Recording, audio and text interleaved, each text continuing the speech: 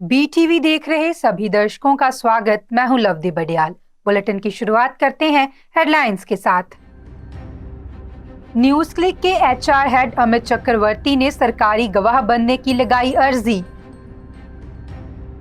देश में एक बार फिर बढ़े कोरोना के मामले, 24 घंटे में 628 मामले आए सामने। मानव तस्करी के शक में फ्रांस में रोका गया प्लेन पहुंचा मुंबई। जम्मू कश्मीर के पुंछ राजौरी सेक्टर में और ज्यादा ट्रूप्स तैनात करने की तैयारी में भारतीय सेना।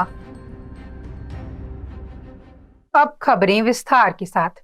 चीन से जुड़ी कंपनियों और संगठनों से फंडिंग लेने के आरोप में घिरे न्यूज पोर्टल न्यूज क्लिक के एचआर हेड ने सरकारी गवाह बनने की अर्जी लगाई है। अमित चक्रवर्ती ने दिल्ली की एक अदालत में सरकारी गवाह बनने की याचिका दायर की है। उन्होंने कहा कि उनके पास महत्वपूर्ण जानकारियां हैं जो कि वह पुलिस के साथ शेयर करना चाहते हैं। बता दें कि चक्रवर्ती ने पिछले हफ्ते भी दिल्ली की एक अदालत में याचिका लगाकर न्यूज क्लिक मामले में माफी देने का अनुरोध किया था। गौरतलब है कि 3 अक्टूबर को दिल्ली पुलिस ने न्यूज पोर्टल से जुड़े कई पत्रकारों के घर छापेमारी की थी। इसके बाद पुलिस ने न्यूज क्लिक के फाउंडर परबीर पुरकायस्थ और अमर चक्रवर्ती को गिरफ्तार कर लिया था। फिलहाल दोनों न्यायिक हिरासत में हैं। बता दें कि न्यूज क्लिक पर लगे आरोपों की सीबीआई सहित 5 एजेंसियां जांच कर रही हैं। मामले में सबसे पहले दिल्ली पुलिस की स्पेशल सेल ने एफआईआर दर्ज की थी। Delhi police economic offence wing, ED और इनकम टैक्स इस केस से जुड़े अलग अलग मामलों में जांच कर रही है। सीबीआई ने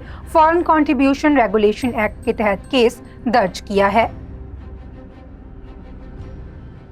देश में 24 घंटे में कोरोना के 628 मामले सामने आए हैं। इसी के साथ एक्टिव केस की संख्या 4052 पहुंच गई है। स्वास्थ्य मंत्रालय के मुताबिक नए वेरिएंट के देश में 63 मामले सामने आए हैं। गोवा में 34, महाराष्ट्र में 9 और कर्नाटक में 8 मामले सामने आए हैं। वहीं 24 घंटे में 315 लोग कोरोना से रिकवर हुए हैं। बता दें कि कोरोना का सबसे ज्यादा असर केरल में देखने को मिल रहा है। 24 घंटे में 376 मामले सामने आए हैं और एक मरीज की मौत हुई है। इनमें से 6 केस नए वेरिएंट के हैं। राज्य में पिछले 5 दिन में 8 मरीजों ने दम तोड़ा है। केरल के बाद कोरोना का सबसे ज्यादा असर कर्नाटक और महाराष्ट्र में है। कर्नाटक में 24 घंटे में 106 केस और महाराष्ट्र में 50 मामले सामने आए हैं। महाराष्ट्र सरकार के मंत्री धनंजय मुंडे भी कोरोना पॉजिटिव हो गए हैं। धनंजय मुंडे के मंत्रालय के अधिकारी ने बताया कि नागपुर में विधानसभा सत्र के दौरान 20 दिसंबर को ही वे पॉजिटिव हो गए थे। 21 दिसंबर को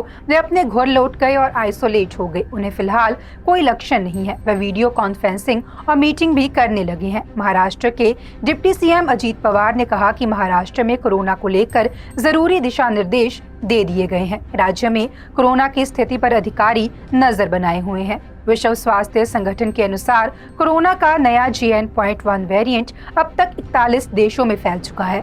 France, America, Britain, Singapore, Canada और स्वीडन में JN.1 के मामले सबसे ज्यादा हैं। WHO ने J1.1 को वेरिएंट ऑफ इंटरेस्ट में शामिल कर दिया है। WHO ने बताया कि अभी तक का विश्लेषण कहता है कि मौजूदा वैक्सीन JN.1 वेरिएंट का पूरी तरह से कारगर है। इससे लोगों को ज्यादा खतरा नहीं है। हालांकि WHO ने सावधानी के तौर पर एडवाइजरी जारी की है। इसमें लोगों को भीड़ वाले, बंद या दूषित हवा वाले इलाकों में मास्क पहनने की सलाह दी गई है। साथ ही आवश्यक दूरी बनाने को भी कहा गया है। मानव तस्करी के शक में फ्रांस में रोका गया प्लेन मुंबई पहुंच गया है। इसने 25 दिसंबर की शाम पेरिस के वॉटरी एयरपोर्ट से उड़ान भरी और मंगलवार सुबह 4 बजे मुंबई एयरपोर्ट पर लैंड हुआ। सुबह करीब 4:30 बजे इस फ्लाइट से 276 लोग लौटे हैं। फिलहाल भारत लौटने वाले यात्रियों की सही संख्या साफ नहीं हो पाई है। रिपोर्ट्स के मुताबिक इनमें ज्यादातर लोग पंजाब, गुजरात और साउथ इंडिया के हैं। बता दें कि पहले इस फ्लाइट के सोमवार दोपहर 2:20 पर भारत आने की जानकारी दी गई थी। रिपोर्ट के मुताबिक कुछ लोग देश वापसी नहीं करना चाहते थे। इस वजह से फ्लाइट के उड़ान भरने में देरी हो गई। इन लोगों ने फ्रांस में ही शरण देने की मांग की थी। दरअसल 22 दिसंबर को दुबई से निकारागुआ जा रहे भारतीय नागरिकों वाले विमान वॉटरी एयरपोर्ट पर ईंधन भरने के लिए उतरा था। इस दौरान फ्रांस के अधिकारियों को सूचना मिली कि इसमें मानव तस्करी के पीड़ितों को ले जाया जा रहा है, जिसके बाद फ्लाइट को उड़ान भरने से रोक दिया गया था। भारतीय सेना जम्मू कश्मीर के पुंछ राजौरी सेक्टर में और ज्यादा ट्रूप्स तैनात करने की तैयारी में है। सूत्रों के मुताबिक सेना की योजना इस इलाके में आतंकरोधी ग्रिड को और मजबूत बनाने की है। दरअसल 21 दिसंबर को राजौरी के डेरा की गली इलाके में सेना के वाहनों पर आतंकी हमला हुआ था, जिसमें 5 जवानों की जान चली गई थी। इस घटना के बाद सेना ने ये फैसला लिया है। मीडिया रिपोर्ट्स के मुताबिक यहाँ तैनात होने वाले ट्रूप्स को सेना के अलग अलग कमांड से यहाँ लाया जाएगा। कुछ महीने पहले ही यहाँ एक सैन्य टुकड़ी को तैनात किया गया है। अगली ब्रिगेड भी जल्द ही यहाँ लाई जाएगी। वहीं इस हमले के बाद आर्मी चीफ मनोज पांडे पुंछ पहुंचे हैं। उन्होंने यहाँ कमांडो से मुलाकात की और उन्हें प्रोफेशनल तरीके से काम करने की हिदायत भी दी। पंजाब कांग्रेस की पार्टी हाईकमान के साथ दिल्ली में आज अहम मीटिंग होने जा रही है। मीटिंग में लोकसभा चुनाव को लेकर मंथन होगा। इसके साथ ही इंडिया गठबंधन की हिस्सेदार आम आदमी पार्टी के साथ मिलकर पंजाब में चुनाव लड़ने को लेकर रणनीति भी बनेगी। मीटिंग में दोनों दलों के बीच सीट शेयरिंग के मामले पर हाईकमान नेताओं की नब्ज टटोलेगी। इसके अलावा नवजोत सिंह सिद्धू के मामले पर भी इस मीटिंग में चर्चा होने की संभावना है। पंजाब कांग्रेस के नए इंचार्ज देवेंद्र यादव ने कहा कि लोकसभा चुनाव के लिए बने इंडिया गठबंधन में शामिल आम आदमी पार्टी से प्रदेश में गठजोड़ को लेकर नेताओं और समर्थकों की राय ली जाएगी। उन्होंने साफ किया कि पंजाब में कांग्रेस का संगठन काफी मजबूत है। वहीं कई सीनियर नेता जो कुछ समय पहले पार्टी छोड़ चुके हैं, उन्हें भी पार्टी में शामिल किया जाएगा। हालांकि आम आदमी पार्टी से गठजोड़ का फैसला पार्टी हाईकमान द्वारा ही लिया जाएगा।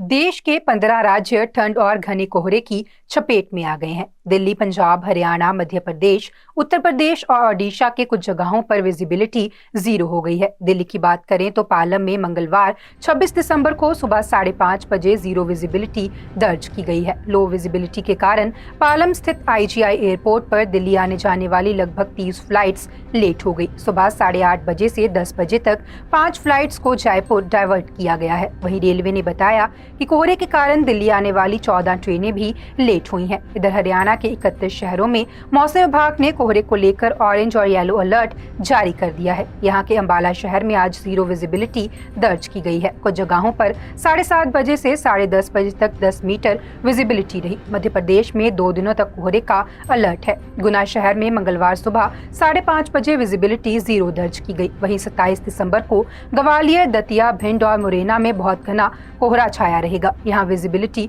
50 मीटर से भी कम रहने की आशंका जताई जा रही है। छतरपुर, टीकमगढ़ और निवाड़ी जिलों में 200 से 500 मीटर तक विजिबिलिटी रह सकती है।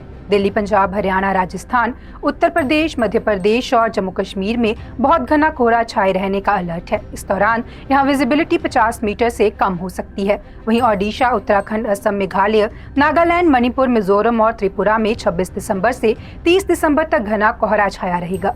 यहाँ विजिबिलिटी रेंज 50 मीटर तक रहने की आशंका है। उधर दक्षिण भारत में 31 दिसंबर तक बारिश का अलर्ट है। मौसम विभाग ने बताया कि केरल, माहे, तमिलनाडु, पुडुचेरी, कराकाई, लक्षद्वीप में आज से अगले 5 दिनों के दौरान हल्की से मध्यम बारिश हो सकती है। मौसम विशेषज्ञों के मुताबिक इस साल के आखिरी दिन यानी 31 दिसंबर से वेस्टर्न डिस्टर्बेंस एक्टिव होगा। इससे राजस्थान, मध्य प्रदेश, उत्तर प्रदेश, पंजाब, हरियाणा और तमिलनाडु में बादल छाने के साथ कहीं कहीं बारिश होगी। इस सिस्टम का असर 2 जनवरी को भी रहेगा। इस दौरान उत्तर पश्चिम और मध्य भारत के राज्यों में बूंदाबांदी के आसार रहेंगे। ग्वालियर किले पर सोमवार 25 दिसंबर की शाम अद्भुत नजारा देखने को मिला। यहाँ 1500 तबला वादकों ने एक साथ तबले पर थाप देकर वर्ल्ड रिकॉर्ड बनाया है। बता दें कि पूरा किला 22 मिनट तक तबले की थाप से गूंजता रहा। मुख्यमंत्री डॉक्टर मोहन यादव, केंद्रीय मंत्री ज्योतिरादित्य सिंधिया समेत कई संगीत प्रेमी इसके गवाह बने। कार्यक्रम में मुख्यमंत्री डॉक्टर मोहन यादव ने कहा कि CM बनने के बाद तानसेन की नगरी में पहली बार आया हूँ। यहाँ तबला वादन देखना अपने आप में अलग ही नजारा है। CM ने ऐलान किया कि मध्य प्रदेश में हर साल 25 दिसंबर को तबला दिवस मनाया जाएगा। इस दौरान ऐसे कार्यक्रम आयोजित किए जाएंगे। गौरतलब है कि ग्वालियर में संगीत का महाकुंभ तानसेन समारोह चल रहा है। आयोजन 28 दिसंबर तक चलेगा। इसी के तहत किले पर तबला दरबार सजाया गया है। कार्यक्रम में देश भर के 50 शहरों से 1500 कलाकारों ने हिस्सा लिया है। हिमाचल के शिमला में आज सुबह एक प्राइवेट बस दुर्घटनाग्रस्त हो गई। हादसा शिमला में एमएलए क्रॉसिंग के पास हुआ। बाइक सवार को बचाते हुए प्राइवेट बस सड़क से लगभग 100 फीट नीचे खाई में जा गिरी। बस में करीब 15 यात्री सवार थे। कुछ को हल्की चोटें आई हैं। घायलों को इलाज के लिए आईजीएमसी शिमला लाया जा रहा है। जानकारी के अनुसार ये बस नंबर शिमला के ओल्ड बस स्टैंड से शोघी की ओर जा रही थी। बस ड्राइवर केदारनाथ ने बताया कि बाइक वाला ओवरटेक कर रहा था और वह बस से टकरा गया। इसके बाद बस ने ब्रेक नहीं पकड़ी और स्टीयरिंग भी नहीं कर रहा था। सभी यात्रियों को बस से बाहर निकाला जा चुका है।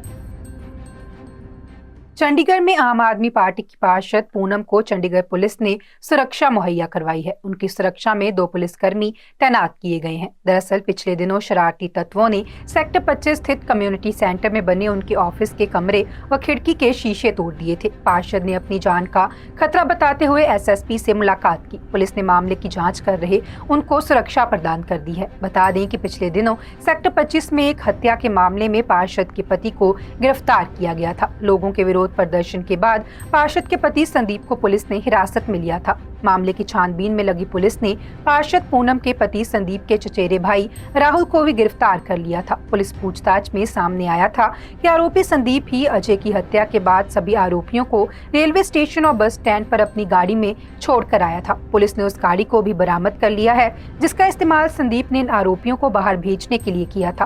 पुलिस जांच में ये भी सामने आया है कि अजय की हत्या करने वाले संदीप के रिश्तेदार और जानकार थे जिसके साथ संदीप अक्सर बैठा करता था। आज के बुलेटिन में फिलहाल इतना ही। आप देखते रहें BTV, be positive, be yourself.